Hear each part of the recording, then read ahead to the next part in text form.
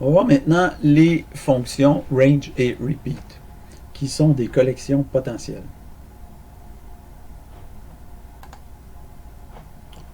Donc, ici, en C#, comme en Visual Basic ou en Python d'ailleurs, il existe ce qu'on appelle des collections potentielles. Donc, en C#, deux collections potentielles directement accessibles sont données par les fonctions range et repeat. Donc, vous avez ici un exemple. Donc, si on fait un énumérable.range 10, 5, ça va nous créer un range iterator. C'est pas super important que ça s'appelle un range iterator, puis un repeat iterator. C'est pas super important. Mais ça veut dire que ça va vous générer potentiellement les valeurs suivantes. Vous allez partir à 10, puis vous allez générer 5 éléments à partir de 10. Donc 10, 11, 12, 13, 14. Même chose si on fait un énumérable.range 0, on part de 0 puis on génère 10 éléments. Donc ça va nous donner 0, 1, 2, 3, 4, 5, 6, 7, 8, 9. On peut faire aussi un repeat. Le repeat ne fonctionne pas juste avec les nombres, il fonctionne aussi avec n'importe quel autre élément. Donc ça va faire repeat de la lettre A 5 fois. Ça va nous générer un repeat iterator où on va générer un ensemble potentiel, une collection potentielle de 5 fois la valeur A. A, A, A, A, A.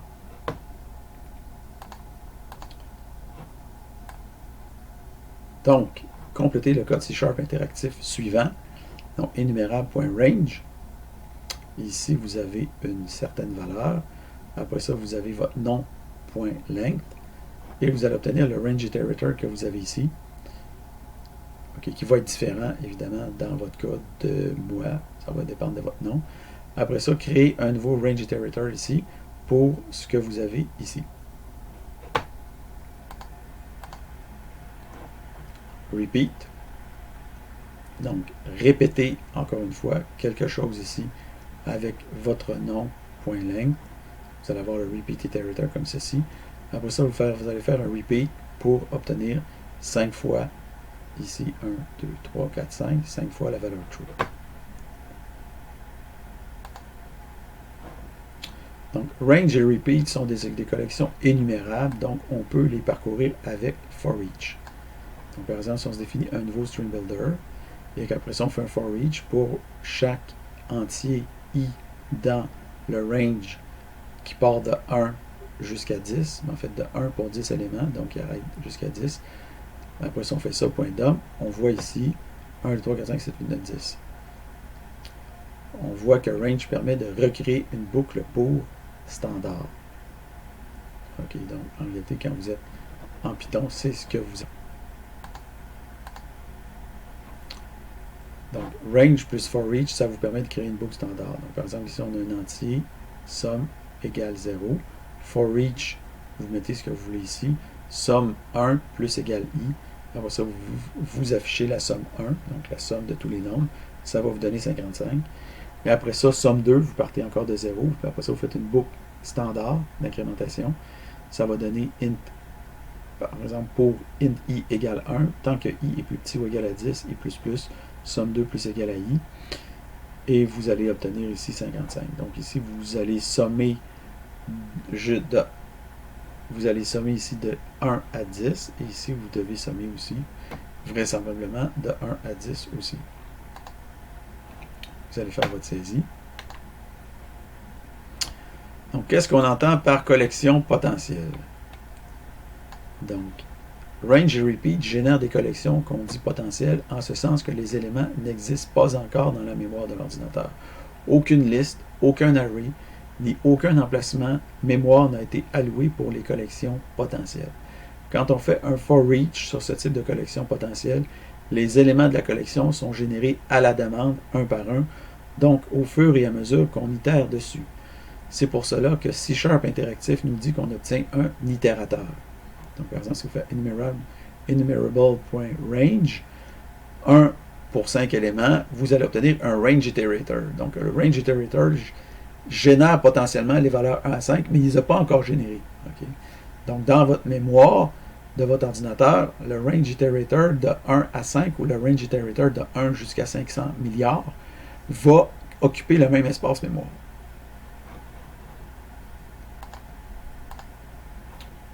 Okay. Donc, ici, on l'a par exemple. Voici une petite expérience pratique pour découvrir le sens de collection potentielle. Donc, on commence par créer un range de 500 millions d'éléments. Le temps nécessaire pour y arriver, presque instantané. Donc, vous faites un range, énumérable pardon, et vous avez ici, je ne sais pas pourquoi je n'ai pas affiché le 500 millions, mais bon, en tout cas, c'est parce que je ne voulais pas afficher la suite, donc vous allez, mais je ne sais pas pourquoi je ne l'ai pas affiché. En tout cas. Donc, on ne fait pas un to-array, après ça, on count, on fait un range.count, puis on dump ça.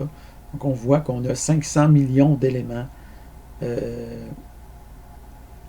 dans notre range. OK, on a 500 millions d'éléments, mais le temps que ça a pris, vous voyez ici, 0. Est-ce que ça a pris vraiment 0 secondes? Non. Mais c'était tellement court, c'était tellement rapide que ça prend un temps, c'est presque instantané. OK.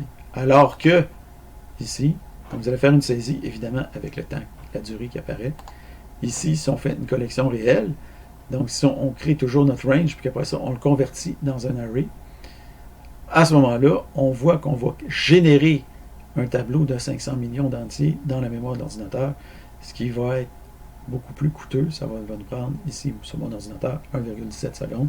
Sur le vôtre, ça va être probablement plus rapide parce que j'ai un vieux dinosaure. Donc, voilà, vous voyez qu'en créant un range, en créant une collection concrète d'éléments et non pas une collection, disons, potentielle, donc en créant une collection réelle, non pas une collection potentielle, on voit que ça a pris beaucoup plus de temps. Donc, ici, un petit exercice range et repeat. Donc, utilisez range, repeat et for each pour générer la séquence suivante de nombres.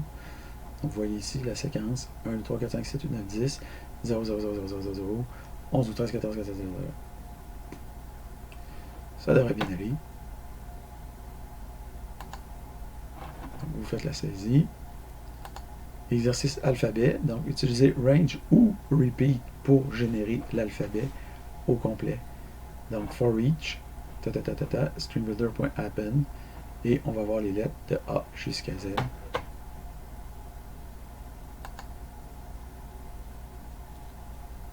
Votre saisie.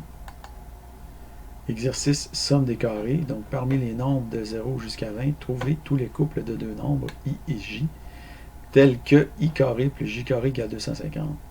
Utilisez range et deux boucles for each imbriquées. Il y a 4 couples. Donc, utilisez ce caractère Unicode pour l'affichage. Donc, vous voyez ici, là, on affiche un carré. Donc, un premier couple, c'est que 5 au carré plus 15 au carré donne 250. Donc, il y a 4 couples de nombres. Vous avez juste à tous les afficher. Évidemment, s'il y a 5 et 15, il y a probablement 15 et 5. Donc, indirectement, vous en avez un autre.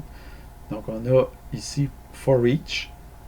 Donc, parmi les nombres de 0 à 20, donc vous allez générer les nombres de 0 à 20, vous allez générer les nombres de 0 à 20, puis vous allez voir quand est-ce que le I carré plus J carré égale 250.